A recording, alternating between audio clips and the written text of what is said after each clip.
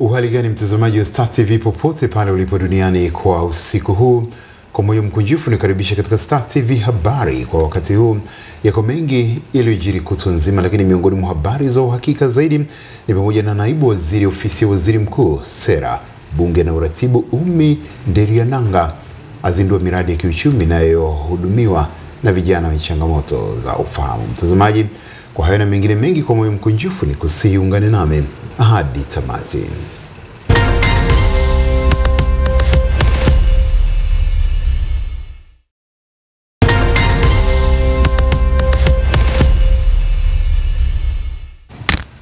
Karibu tuwe sote pamoja. Mwenyeji wako ni mimi Charles Machugu, na moja kwa moja tuanzie kule Mwanga, Kilimanjaro. Mwili wa makamu wa kwanza wa rais na waziri mkuu mstaafu wa Tanzania hayati Cleopa David Msuya umezikwa katika kijiji cha Chomvu wilayani Mwanga mkoani Kilimanjaro. Tupate taarifa zaidi. Mapema hii leo mwili wa makamu wa kwanza wa rais na waziri mkuu mstaafu wa Tanzania hayati Cleopa Msuya umeagwa kwa ibada maalum ambayo imefanyika katika kanisa la KKT usharika wa Usangi Kivindu Dayosisi ya Mwanga, ambayo imehudhuriwa na viongozi mbalimbali wakiongozwa na Rais wa Jamhuri ya Muungano wa Tanzania Samia Suluhu Hassan.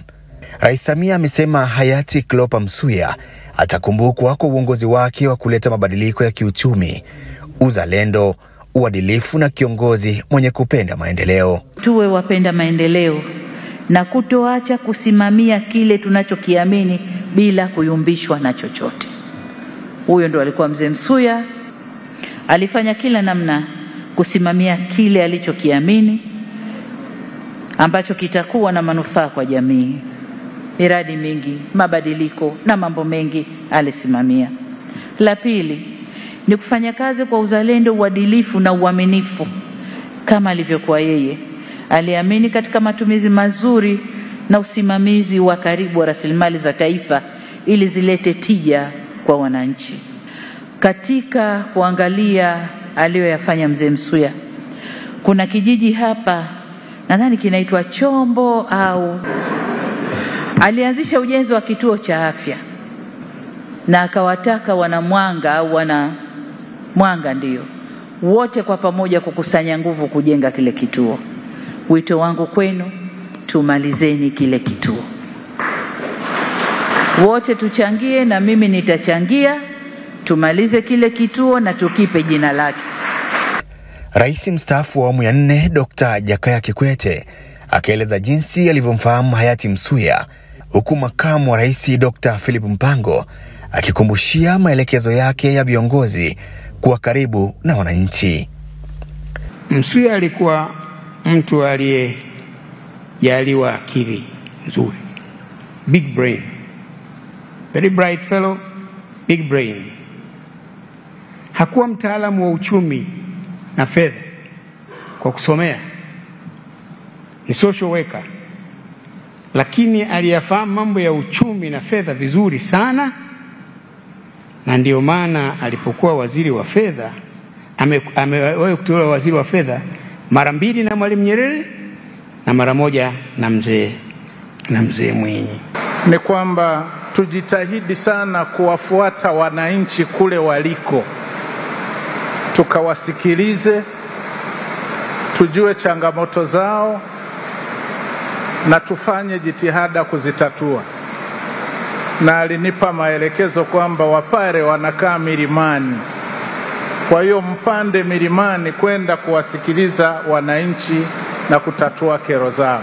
Dr. John Msuya ni mtoto wa marehemu Msuya. Anaeleza jinsi familia itakavyomkumbuka na kuendeleza yale yote mazuri aliyokuwa akiamini. Hakushita kuwa mshauri mkubwa, na alikuwa tunapata muda wa kuchambua changamoto tunazozipata na kushauri, lakini pesa hajakunipata siku moja. Hayati Cleopa Msuya amefariki dunia Mei 7 akiwa na umri wa miaka 93, akiwa anapatiwa matibabu katika hospitali ya Nzena jijini Dar es Salaam, ambapo ameacha watoto 6 na wajukuu 10. Bwana alitoa na Bwana ametoa, jina la Bwana libarikiwe. Rodrick Mushi, Star TV, Kilimanjaro. Na wakati ukiendelea kutafakari habari hiyo, licha ya bunge kupitisha bajeti ya Wizara ya Elimu, Sayansi na Teknolojia, baadhi ya wabunge wameitaka serikali kutoa fedha kwa wakati ili ziweze kutekeleza miradi ya maendeleo kwa muda uliopangwa. Mwanahabari wetu Blaya Moses kutoka jijini Dodoma na undani wa habari hii. Wabunge wametoa ushauri huo bungeni jijini Dodoma kabla ya kuhitimishwa kwa mjadala wa bajeti ya wizara hiyo kwa mwaka wa fedha 2025-26. Kutopatikana kwa pesa na mtiririko usioweza, serikali na iambia serikali yangu tukufu, lazima tuwekeze pesa nyingi katika elimu. Katika vita ya biashara ya China na Marekani, China na Marekani, China amempiku Marekani kwa sababu ana jeshi kubwa lililoelimishwa. Nataka kuiomba serikali, kama kweli sisi tumeweka dira ya maendeleo yetu, tumwandae kijana kuwa na ujuzi, lazima tuongeze fedha kwenye eneo hili ili liweze kutoa mwongozo zaidi, tupate walimu wa kutosha, tupate vifaa vya kutosha. Lakini fedha hii iliyopo lazima itoke kwa wakati. Shule zinajengwa, zinaisha, lakini hakuna vifaa mpaka sasa tunavyozungumza. Hakuna walimu mpaka sasa tunavyozungumza. Aidha, kwa upande wake Waziri wa Elimu, Sayansi na Teknolojia Profesa Adolf Mkenda alipata fursa ya kujibu hoja mbalimbali zilizoibuliwa na wabunge, hasa katika mageuzi yaliyofanywa na serikali katika sekta ya elimu, ikiwemo sera ya elimu na mitaala. Mageuzi yetu yanatusababisha sasa sekondari ya O-level ina mikondo miwili, mkondo wa elimu jumla na mkondo wa elimu amali. Nitazungumzia mkondo wa elimu amali. Elimu amali ni kile tunachokiita ufundi na ufundi study. Kwa Kiingereza it's technical and vocational training. Ni technical and vocational training. Kwa hiyo amali si ufundi tu, lakini ufundi ni amali. Na ufundi study ni amali, ingawaje ufundi study si ufundi. Kwa ule ufundi wa kihandisi ni subcomponent ya ufundi ya mafunzo ya amali kwa ujumla wake. Kwa zile shule alizozungumza Mheshimiwa Maige hapa, kwa mfano Moshi Technical School, Ifunda Technical School, Tanga Technical School, ni shule za amali ufundi. Kwa mwaka wa fedha 2025-26, bunge limeidhinisha kiasi cha shilingi trilioni 2.4 ili Wizara ya Elimu, Sayansi na Teknolojia iweze kutekeleza majukumu yake. Kutoka jijini Dodoma, Blaya Moses, Star TV. Na tukiangazia habari nyingine, waziri wa nchi ofisi ya makamu wa rais, muungano na mazingira, mhandisi Hamad Yusuf Masauni ameanza ziara ya kikazi ya siku 3 kule jijini Oslo, Norway, ikiwa na lengo la kujifunza njia za kukabiliana na mabadiliko ya tabia nchi. Tupate taarifa zaidi. Waziri Masauni amesema ziara hiyo imeratibiwa na ubalozi wa Tanzania nchini Norway kufuatia mwaliko uliotolewa kwa ofisi ya makamu wa rais, ambapo baada ya kuwasili alipokelewa na Tony Tens, balozi wa Norway nchini Tanzania. Amesema lengo la ziara hiyo ni kujifunza na kupata uzoefu kuhusiana na masuala ya mazingira, namna bora kukabiliana na mabadiliko ya tabia nchi kupitia biashara ya kaboni na teknolojia kutenganisha taka katika miji na kuzifanya kuwa fursa, na hatimaye kuzaliwa bidhaa na malighafi zingine ikiwemo mbolea, maji na nishati ya umeme. Nchi zetu kuna baridi kali, kinazalisha joto kwa ajili ya matumizi ya majumbani, hasa wakati wa kipindi cha misimu ya baridi. Pia kiwanda kile kimewekeza katika teknolojia ya kufyonza gesi joto ambayo zinaleta athari kubwa sana katika mazingira yetu, kwa kile kikubwa kwa nchi duniani kama nchi yetu ya Tanzania. Hili jambo ambalo limetuvutia pamoja na ujumbe wangu katika ziara yetu ile kwenye kiwanda hiki ni ile teknolojia ambayo inatumika ya kuzalisha umeme kupitia matumizi ya taka. Utaratibu mzima ambao wanafanya kuweza kukusanya taka, kuweza kuzifikisha, kiasi ambacho imesababisha jiji la Oslo pamoja na nchi ya Norway kwa ujumla wake ni miongoni mwa nchi yenye majiji masafi zaidi duniani. Nadhani sisi Tanzania tuna jambo kubwa sana la kujifunza katika eneo hili. Kiasi manani kwamba taka ambazo zinazalishwa Tanzania na taka ambazo zinazalishwa Norway takriban mara mbili ya taka ambazo zinazalishwa Norway. Kwa hiyo tuna rasilimali taka ya kutosha kuweza kutoa faida kwenye upatikanaji wa umeme, lakini kubwa zaidi katika kuhakikisha kwamba taka hizi zinatumika sasa kama ni fursa, na hivyo tunaweza kuhamasisha wananchi kuweza kuzikusanya na kuzitumia kwa ajili ya kuzalisha umeme. Katika ziara hiyo, Masauni pamoja na viongozi wengine watapata fursa ya kuzungumzia masuala mbalimbali ya mazingira pamoja na ushirikiano katika jitihada za kukabiliana na mabadiliko ya tabia nchi kwa manufaa ya pande zote mbili. Naibu Waziri wa Ofisi ya Waziri Mkuu, Sera, Bunge na Uratibu, Umi Nderiananga, yeye amezindua miradi ya kiuchumi iliyo chini ya shirika lisilokuwa la kiserikali la Strategic Alternative Learning Technique, kifupi chake ni SALT, ambayo inahudumiwa na vijana wenye changamoto za ufahamu. Tupate taarifa zaidi. Nderiananga amefanya uzinduzi wa miradi hiyo jijini Dar es Salaam, ambayo ni pamoja na Salt Special Supermarket, mgahawa na bakery inayohudumiwa na vijana wenye ulemavu wa ufahamu, ambapo amesema jumla ya vijana na watoto 83 wamepatiwa mafunzo ya kutoa huduma kwa wananchi. Naibu Waziri Nderiananga ameelezea hatua zilizochukuliwa na serikali kuwezesha watu wenye ulemavu. Rais Dr. Samia Suluhu Hassan na serikali yake ya awamu ya 6 ameendelea kutoa fedha za kuwasaidia watu wenye ulemavu kwenye maeneo mbalimbali, ikiwemo elimu, lakini kujiwezesha kiuchumi, lakini kusaidia mashirika ya watu wenye ulemavu wa aina tofauti tofauti ili waweze kufanya kazi zao vizuri. Kwa hiyo tuendelee kumpongeza na kumshukuru Mheshimiwa Rais kwa makofi mengi. Washiriki, mimi leo nimefurahi kwa sababu ni kwa mara nyingine nimeona shirika hili la SALT linafanya jambo la tofauti. Tumezoea kuona NGO, dada Rebecca na team, NGO itatoa elimu, itahamasisha, lakini kuenda mbele ikafanye jambo liwaguse watu moja kwa moja. Hii kwa kweli ni very super, hongera sana. Lakini nawashukuru vijana, nimeona wameiva, wamepikwa, wamefundishwa vizuri, lakini nilipoanzia pale mwanzo nikawaona watu wana vipaji vya aina tofauti tofauti. Kwa upande wao, mkurugenzi wa shirika lisilo la kiserikali la Strategic Alternative Learning Technique SALT, Rebecca Lebi, pamoja na meneja operation ya shirika hilo Jasmine Omari, wameeleza shughuli mbalimbali zinazoendeshwa na shirika hilo. Mradi huu kwa mara ya kwanza Tanzania tunazindua kuajiriwa kwa vijana 22 kwa wakati mmoja. Mheshimiwa mgeni rasmi, kituo hiki kilianzishwa kwa lengo la kuwawezesha vijana wenye changamoto za kiakili na ufahamu kupata stadi za kazi, stadi za maisha na mazingira salama, kujifunza, kushiriki katika shughuli za kiuchumi. Lengo letu kuu ni kuwapatia fursa kujitegemea, kuongeza thamani katika maisha yao na kupunguza utegemezi wa familia au jamii. Mganga mkuu mkoa wa Geita, Daktari Omar Sukari, amewataka wawekezaji katika sekta ya afya kuangalia uwezekano wa kuanzisha huduma za kusafisha figo, kwani uhitaji mkubwa wa huduma hiyo katika mkoa, huku akibainisha kuwa kwa sasa kuna vituo viwili pekee vinavyotoa huduma hiyo muhimu. Tupate taarifa zaidi.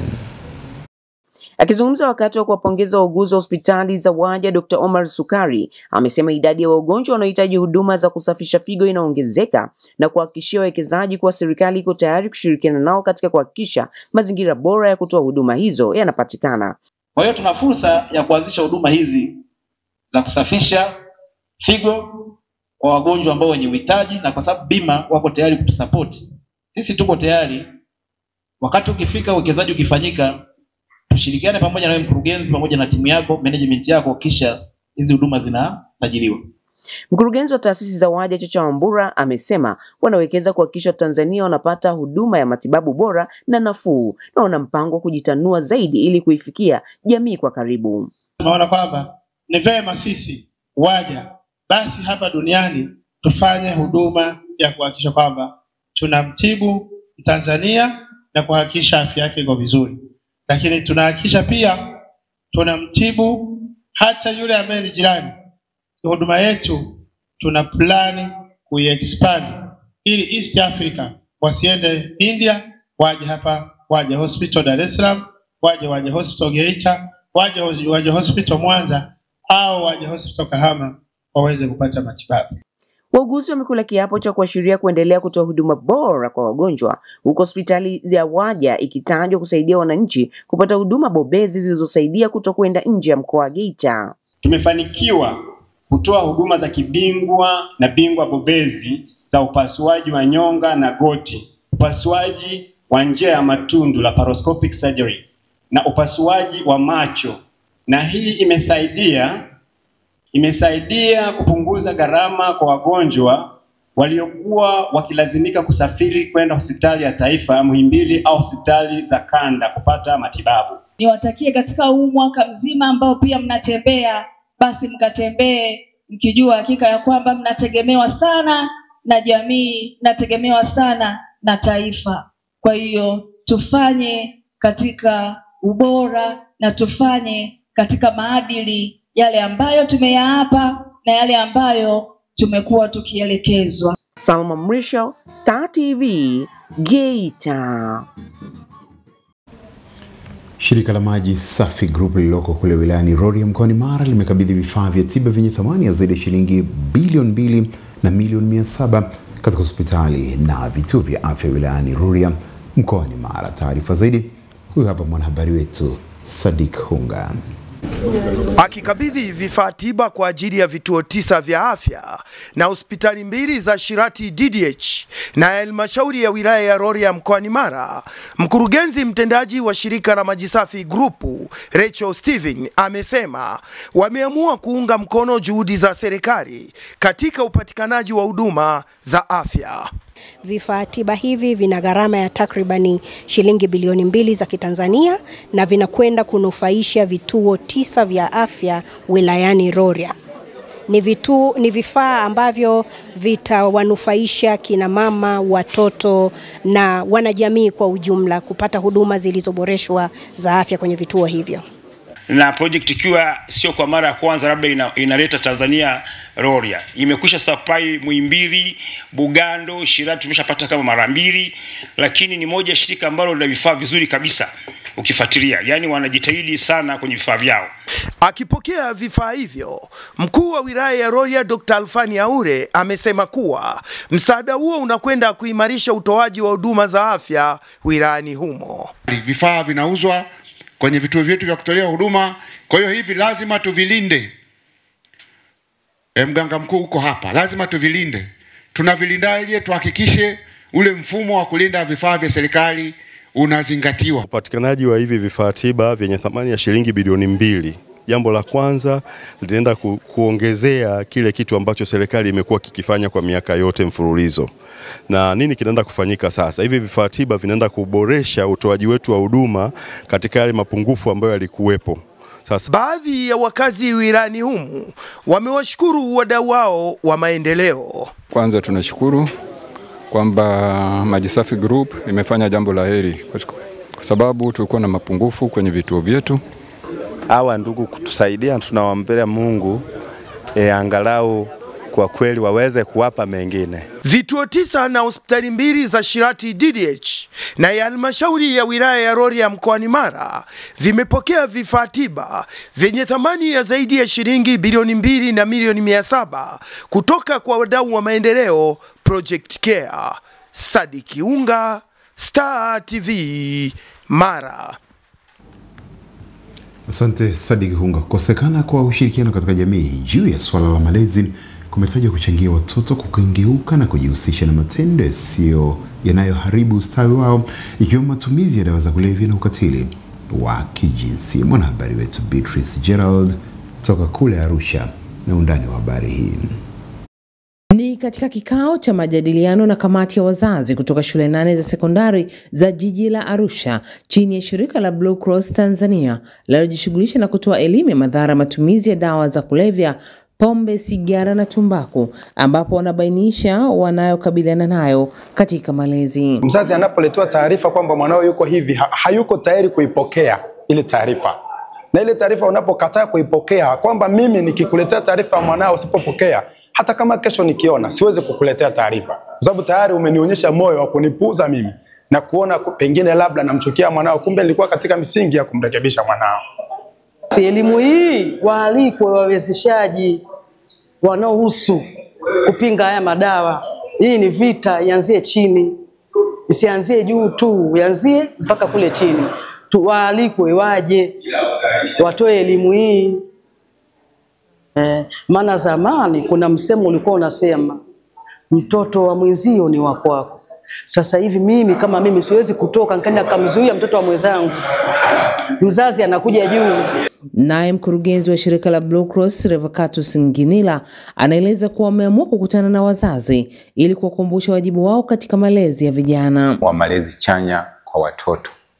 Kwa sababu upungufu wa malezi chanya ndio kunakopelekea vijana walio wengi kubadilika tabia na kujiingiza kwenye dawa za kulevya.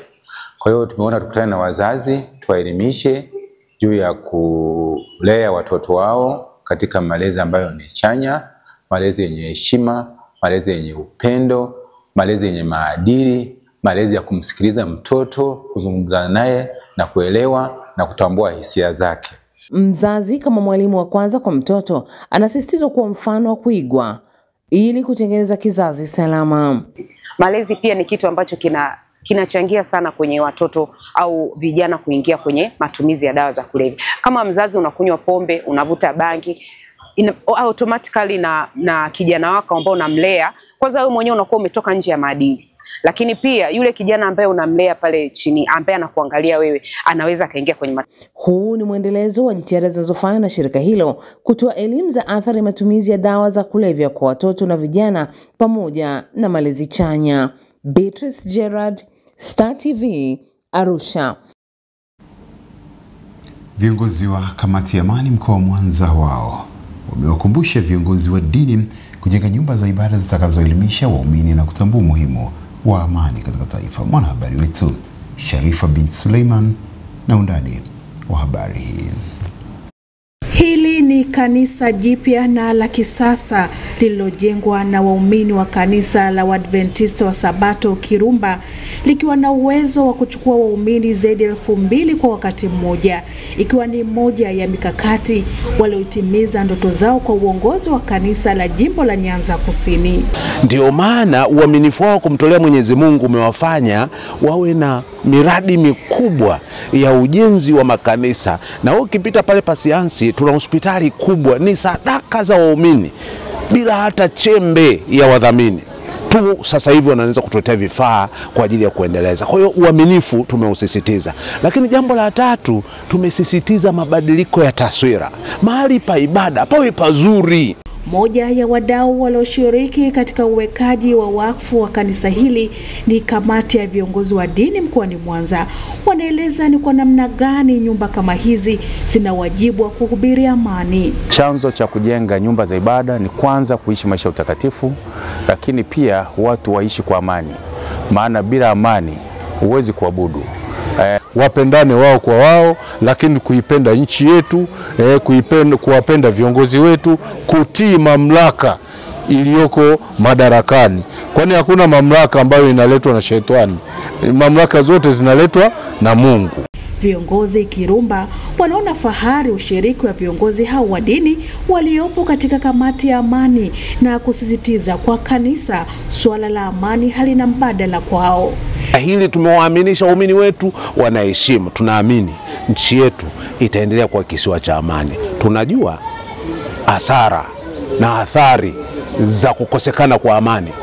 Jinsi tunavyoendelea katika kazi hii ya Mungu, tunaendelea kumjifunza Mungu, tumwelewe huyu Mungu nani tunayemtumikia. Maana nyumba hii tuliyojenga ni nyumba ya Mungu na tumejenga kwa nguvu za Mungu. Tunajifunza kila siku miguuni pake. Tunajifunza. Kanisa liliwekwa wakfu na mwenyekiti wa kanisa la Waadventista wa Sabato Division ya Afrika Mashariki na Kati, Profesa Brasius Ruguri, sambamba na mkuu wa mkoa wa Mwanza. Sharifa Suleiman, Star TV, Mwanza. Mtazamaji, baada ya mapumziko mafupi tutaendelea kukuletea makala maalum kuhusu sekta ya maji. Nikusihi tu endelea kuwa nasi.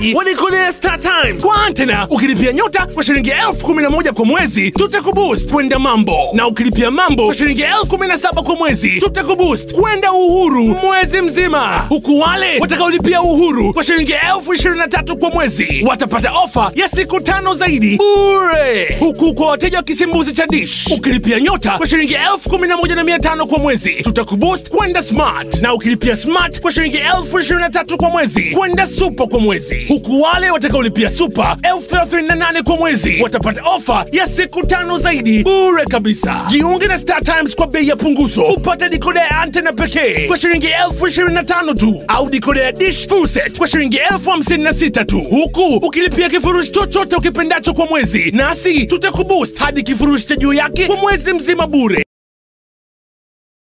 Nimefanikiwa kupata kazi kwa muda baada ya kutumia platform ya Nafasi. At first nilidhani ningeweza kuona listi za kazi na kuweza kuapply mwenyewe kwenye app, lakini nikaelewa kuwa app yenyewe ina apply kwa niaba yangu. Nikaweza kupata taarifa za interview na kujua nimechaguliwa kufanya interview zipi kwenye app. Kupitia Room Your God ilirahisisha zoezi zima kuwa rahisi tofauti na mwanzo.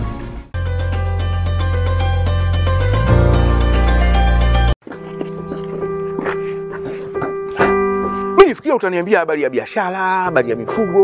Huu unazungumza habari ya ujenzi. Kwa hiyo hii bati ndio utaezekea.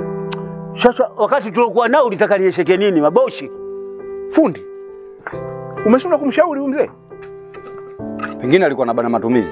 Sikia Jangala, mabati yenye geji 32 hairuhusiwi kabisa kuwezekea nyumba za kuishi. Bati ambazo zinafaa kwa ujenzi ni geji 28 na geji 30. Geji 32 zimetengenezwa maalum kwa ajili ya kuwekea uzio kwenye mradi au ujenzi wa kujengea mabanda ya mifugo. Nimekuelewa. Tena hakikisha bati hizo zimekidhi viwango na kuwekewa alama ya ubora ya TBS. Kwa maelekezo zaidi piga namba zifuatazo: bure 0800110827, tovuti www.tbs.go.tz. Bwana lile balala soka wiki hii ni noma ndani Star Times. Baada ya Barcelona kuwachapa vibaya Real Madrid kwenye Copa del Rey, wiki hii wababe hawa wanakutana tena kwenye El Clasico nyingine kubwa ya La Liga. Jumapili hii ni Mei 11 saa 11:15 jioni. Mechi hizi zinakujia live kupitia chaneli zetu za michezo kwa lugha ya Kiingereza na kupitia TV3 kwa lugha ya Kiswahili. Lipia kifurushi cha Mambo kwa shilingi 17,000 kwa watumiaji wa decoder antena, ama kifurushi cha Smart kwa shilingi 23,000 kwa watumiaji wa Dish. Jiunge leo kwa bei ya punguzo la decoder antena pekee kwa shilingi 25,000 au kwa decoder Dish full set kwa shilingi 56,000 tu. Star Times, enjoy digital life wewe.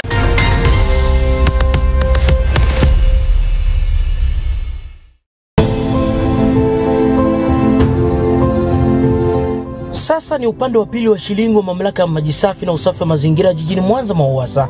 Yaani tunatazama sehemu ya utekelezaji wa usafi wa mazingira uliojikita katika eneo la uondoaji maji taka ndani ya jiji hili. Jiji la Mwanza lipo mwambao wa kusini mwa Ziwa Victoria, kaskazini magharibi mwa Tanzania, likiwa ni jiji linalozungukwa na milima, likikadiriwa 75% ya wakazi wanaishi katika maeneo hayo. Hapa naweka nukta. Mosi, nianze kwa kukurudisha nyuma miaka kadhaa iliyopita huko tulikotoka. Maisha katika maeneo ya milima yalikuwa ya kogofya, yakizongwa na milipuko ya magonjwa kutokana na utiririshaji holela wa maji taka. Milimani palikuwa si salama, kwani hakukuwa na miundombinu ya kuondoa maji hayo. Inaarifiwa kipindi cha mvua ndio ulikuwa wasaa wa baadhi kutemesha maji taka kutoka katika chemba za vyoo vyao. Ilikuwa ni hali ya kukatisha tamaa na iliyohofiwa kuathiri hata Ziwa Victoria, ambapo sehemu kubwa maji hayo yaliishia ziwani. Vyoo vikijaa hatuna sehemu ya vilikuwa havina sehemu ya kwenda. Ina maana mvua inaweza ikanyesha mvua kubwa sana, unakuta mtu anafungulia choo alafu choo unakuta kinasambaa. Mama Martha anasema kuna wakati maji taka na vinyesi vilitiririshwa bila kuwepo hata mvua. Kitokea kunani kumwagika mkaona, tulikuwa tunapambana kadiri ya uwezo wetu kuchukua mchanga, kufukia, kufanyaje kwa kushirikiana, kwa sababu mtu limeshawakuta ni wote mtaasilika. Kufuatia kadhia hiyo, Mamlaka maji safi na usafi wa mazingira jijini Mwanza MWAUWASA ilianza utekelezaji wa mradi wa mfumo rahisi wa uondoaji maji taka kwenye maeneo ya milimani unaofahamika kitaalamu kama Water Simplified Sewerage System. Mradi huu inakumbukwa ulianza kama sehemu ya majaribio katika milima ya Mabatini, Igogo na baadaye Kilimahewa mwaka 2018, ambapo pamoja na kuondoa maji taka ilikuwa ni fursa nyingine ya kuwafikishia miundombinu ya maji safi na njia rafiki za kupita wakazi wa maeneo hayo. Mwanza ni eneo ambalo lina mfumo mzuri wa kukusanya na kutibu maji taka. Tuna miradi mbalimbali ambayo ilishawahi kutekelezwa hasa katika maeneo ya vilima ili kuweza kukusanya maji taka, lakini pamoja na kukusanya maji taka, lakini kuhakikisha kwamba wananchi wale wanapata huduma stahiki ya usafi wa mazingira. Hadi sasa mradi huu ni endelevu kutokana na kuwa na matokeo chanya. Maeneo 8 katika vilima mbalimbali yamenufaika ikiwemo Bungiro, Kabuhoro, Sahara, Isamilo na Pasiansi. Hizi ni jitihada za serikali ya awamu ya 6 chini ya Rais Daktari Samia Suluhu Hassan kwa kushirikiana na Benki ya Maendeleo ya Ufaransa pamoja na Benki ya Uwekezaji ya Ulaya.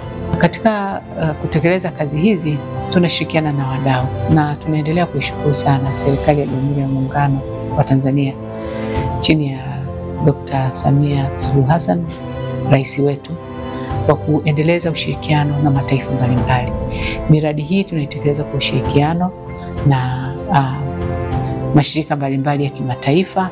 Pasi na kuwa na kigugumizi, wakazi sasa wanashuhudia kuishi mazingira bora na rafiki kwa maisha yao.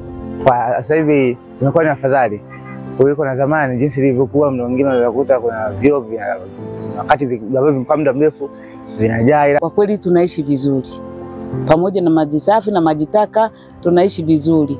Changamoto ni kidogo tu pale ambao watu sio wastaarabu wanapotupia vitu chooni, alafu unakuta mwisho wa siku kinaziba. MWAUWASA pia imetekeleza mradi mwingine wa kuchakata maji taka katika gereza kuu la Butimba jijini Mwanza. Haswa kabisa kabla ya mradi huu haujawepo hapa Butimba, sisi tulikuwa ni sosi ya watu ambao ni waharibifu wa mazingira, kwa sababu miundombinu yetu ya maji taka ilikuwa katika hali ambazo ni chakavu sana. Kama mnavyojua kwamba gereza hili limejengwa kipindi cha ukoloni, kwa hiyo miundombinu mingi ya maji taka ilikuwa imeshakwisha choka. Kwa hiyo uchafu mwingi ulikuwa unasambaa ovyo ovyo. Mradi huu unajulikana kwa jina la Decentralized Wastewater Treatment System, kwa kifupi DEWAT, ambao umeunganisha mfumo wa utoaji maji taka katika nyumba za askari magereza zaidi ya 150 pamoja na gereza lenyewe, huku ukinufaisha zaidi ya watu 4,000.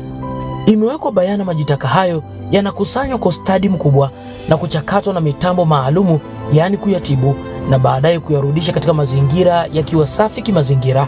Kuwepo kwa mradi huu tu kimekuwa ni chanzo bora cha kuweza kulinda Ziwa Victoria. Kwa hiyo nilikuwa naiomba vile serikali kwamba basi wasishie magereza tu, magereza kuu Butimba. Kwa maana hiyo basi MWAUWASA pia inaendelea kuangalia namna bora zaidi ya kuweza kufikia maeneo mengine ambayo hayana huduma ya maji taka na kuangalia njia mbadala za kuweza kukusanya na kutibu maji taka. Na hii ni taswira nyingine ya MWAUWASA kujenga vyoo vya kisasa katika baadhi ya shule za jiji la Mwanza na halmashauri ya manispaa Ilemela.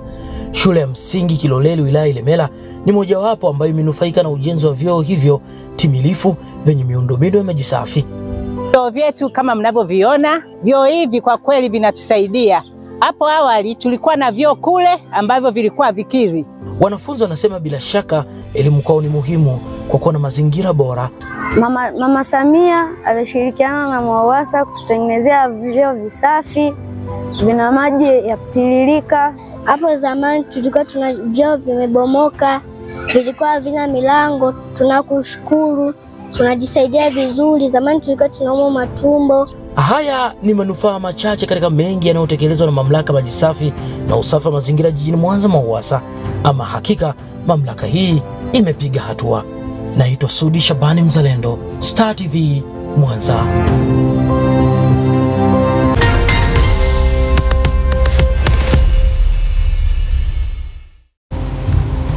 Mtazamaji, baada ya mapumziko mafupi nitakujuza habari za biashara na uchumi.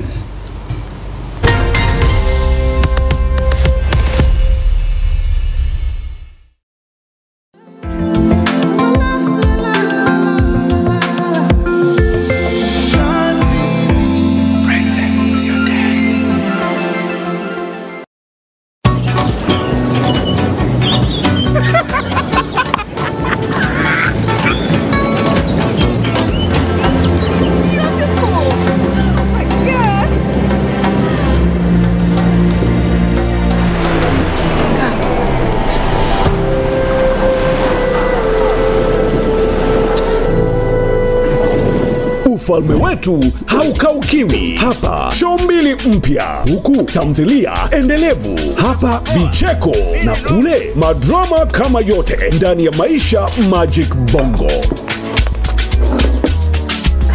Dada, umekanyaga waya.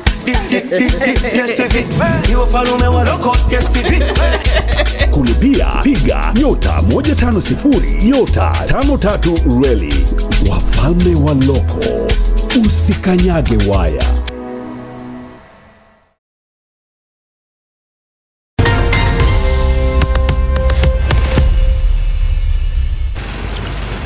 Mkuu wa mkoa wa Tanga Daktari Batilda Buriani amewataka watendaji wa halmashauri mkoani humo kujisajili miradi ya hewa ya ukaa ili kutengeneza fursa za kiuchumi zitakazowanufaisha wakazi mkoani humo. Taarifa zaidi huyu hapa mwanahabari wetu Queen Yusufu. Dr. Batilda ametoa wito huo wakati wa zoezi la upandaji miti kimkoa lililofanyika katika shule ya sekondari Umi Mwalimu, ikiwa ni sehemu ya juhudi za utunzaji wa mazingira na kukabiliana na mabadiliko ya tabia nchi. Bado sisi Tanga hatujasajili mradi hata mmoja wa hewa ya ukaa.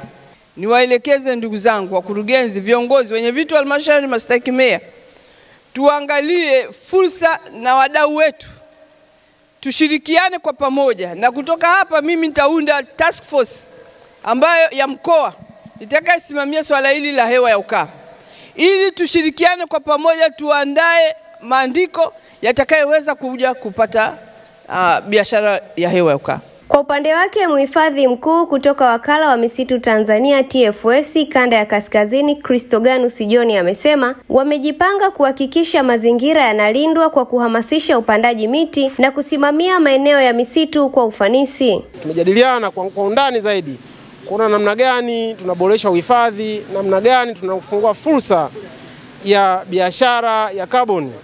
Kwa kuwa tuna lengo la kulinda, kuhifadhi na kuendeleza misitu, tunaamini kabisa kwa malengo yanayopangwa kiserikali na viongozi mbalimbali wa serikali tutafikia malengo tarajiwa. Benson Mseli ni meneja wa shirika la World Vision Tanzania kupitia mradi wa ardhi Tanga amesema shirika hilo lina malengo ya muda mrefu katika kuendeleza biashara ya hewa ukaa hapa nchini. Sisi kama World Vision Tanzania tunathamini utunzaji wa mazingira na tunaichukulia biashara ya kaboni kama moja ya vitu ambavyo vinawawezesha na kutia chachu wanajamii kuweza kuwa na njia mbalimbali za kuongeza kipato kwa njia za utunzaji wa mazingira.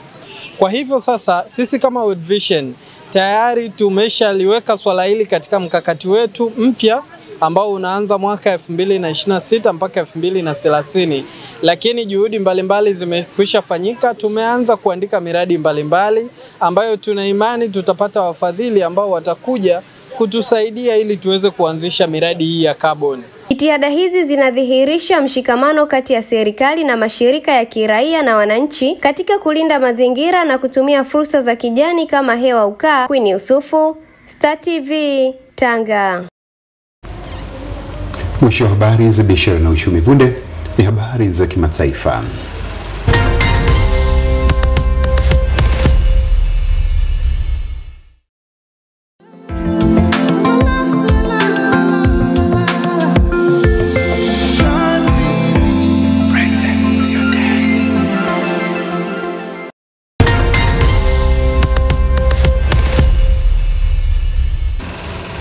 Rais wa Marekani Donald J. Trump yuko Saudi Arabia kwa ziara yake katika mataifa ya Ghuba, ambapo atazuru pia Qatar katika juhudi za kufanikisha makubaliano ya kibiashara.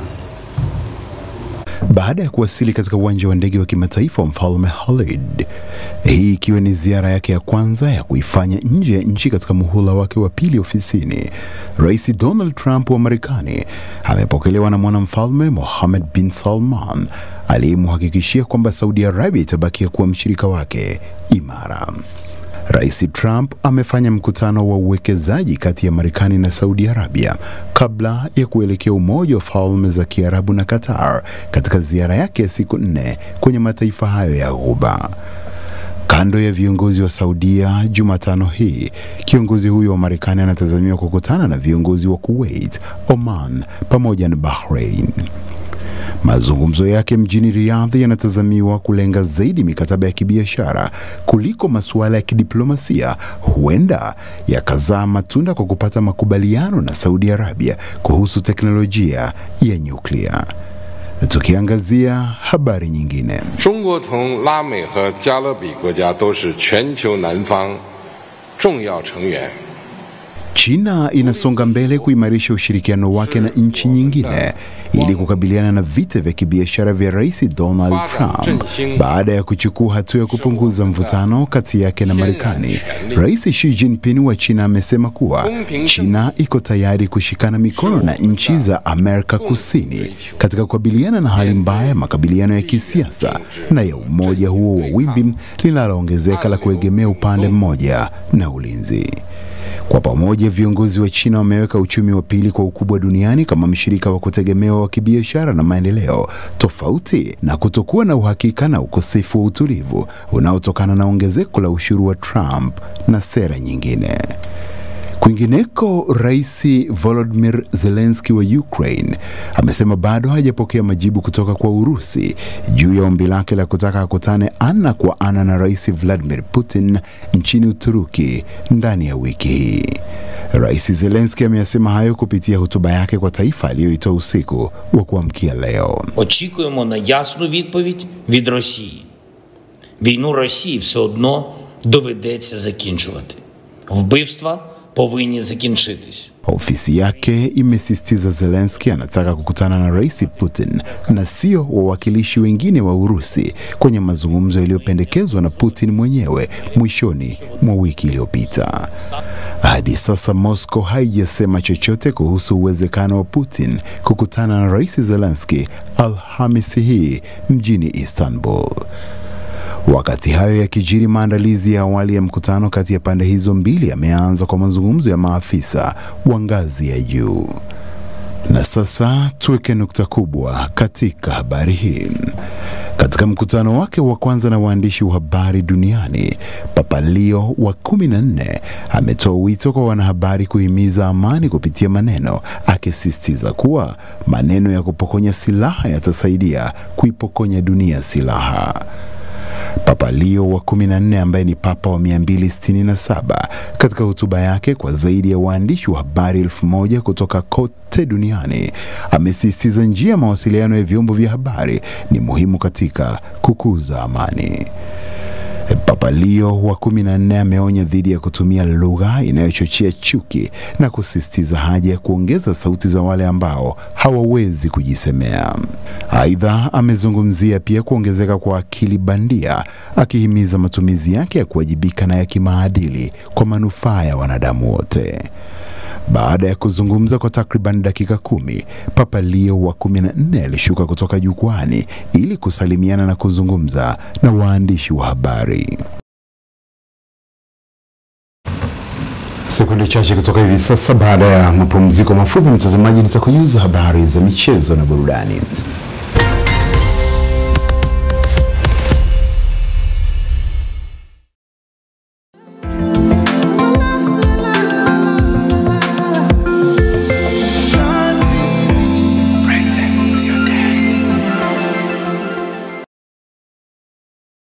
Anaiacha nafasi kule Limpanzo, ameweka kule kwa Janja Hua, nafasi ya wazi kabisa hii. Simba anamwinda na anaweza kumpata wakati wowote. Imetengwa, inawekwa ndani kule. Janja Hua anaweka chuma, nyavu zinatikisika. Tarehe 17 tunampiga Moroko, tarehe 25 mwezi wa 5 tunampiga kwa Mkapa. Kwa Mkapa hajawahi kutoka mtu. Hii ndiyo Simba. Haya wanangu wa Bwera, wenzetu ni Moroko. Aje mwingine alijaue. Ili kutizama mitanange hii miwili ya Simba, lipia kifurushi cha bomba kwa shilingi 27,000 ndani ya DStv. Aje mwingine alijaue.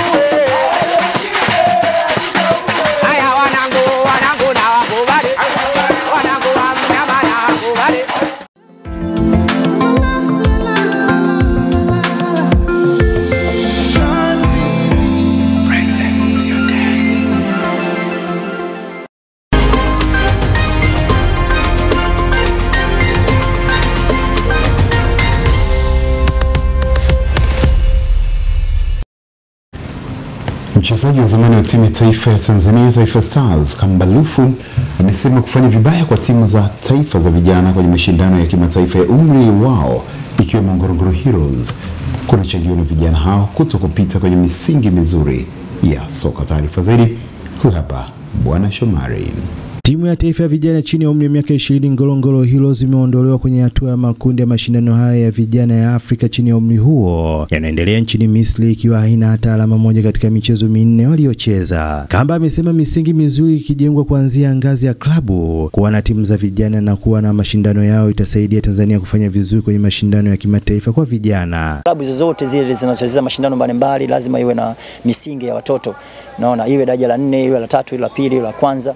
Hiyo misingi tuiendeleze sisi wenyewe na tuisamini. Tusichukulie kama jokes vile. Kuna watu unajua kuna vilabu vingi vinachukulia kama jokes vile. Sasa ndio maana tunafeli sana. Tuko serious. Lakini tukiwa msingi tunaanza kukuza watoto huko miaka 10, miaka 12 na kuendelea huko. Basi tutakuja kuwa na vipaji vya hali ya juu sana. Tanzania kuna vipaji, mtu asikudanganye ndugu yangu. Kuna vipaji vya hali ya juu sana. Kwa sababu mtoto tu kinaweza kupita mtaani kama na mtoto anapiga tu mpira tu peke yake hajafundishwa, unaona kabisa yule pale ni kipaji. Kuna wengine lazima mchukue mfundishe. Kwa upande wake kocha wa kituo cha kukuzia vipaji cha Foyosa Sefu Hamisi amesema ugeni wa Ngorongoro Heroes kwenye mashindano hayo kumechangia kupatikana kwa matokeo hayo. Kwa sababu ndio mara yetu ya kwanza kwenda kushiriki mashindano yale, ipo kuna kitu tumejifunza. Kwa hiyo mashindano yajayo tutakuwa bora zaidi ya leo hivi hapa. Kwa mfano tulikuwa tunasafa sana kwenye AFCON, lakini sasa hivi tunaona timu yetu ya taifa inavyofanya vizuri. Lakini mimi na imani baada ya mashindano haya vijana kufeli kwa msimu unaofuata, na imani tutafanya vizuri zaidi hapa. Kuna kitu tumejifunza kwenye haya mashindano. Baadhi ya wadau wa soka jijini Dar es Salaam wamekuwa na maoni tofauti. Nyie mnaenda kama mabingwa watetezi au mabingwa nani wa Sakafa, lakini sasa nyie mnashindwa hata kutetea hata mechi moja kushinda. Kwa maana tuseme ugeni wa mechi au ugeni wa nini? Naweza nikasema ni maandalizi ya timu yetu. Ya pili ukiangalia hata sisi waliopangiwa timu yetu, yani naona kama vile wamepangiwa kidogo na nchi ambazo tayari wako juu kiswala la mpira. Under 20 wapate nafasi kwenye vilabu, hilo swala ni la kulikazia. Lakini mimi nadhani hilo swala silipo. Under 20 wanapata nafasi. Hata Simba juzi tuliona mtoto wetu ya under 20 alipata nafasi, alionyesha. Kwa hiyo tukilikazia hilo tutafanikiwa. Katika hatua nyingine, shirikisho la soka nchini TFF linatarajiwa kuchezesha draw ya timu 8 za vijana chini ya umri wa miaka 20 Jumatano hii, ambazo zitashiriki fainali ya ligi ya vijana wa umri huo zitakazopigwa kwenye uwanja wa Azam Complex jijini Dar es Salaam kuanzia Mei 19 hadi 29 mwaka huu. Bwana Shomari, Star TV, Dar es Salaam. Na sasa tujiunge na Abdullah Tilata kwa habari za michezo kimataifa.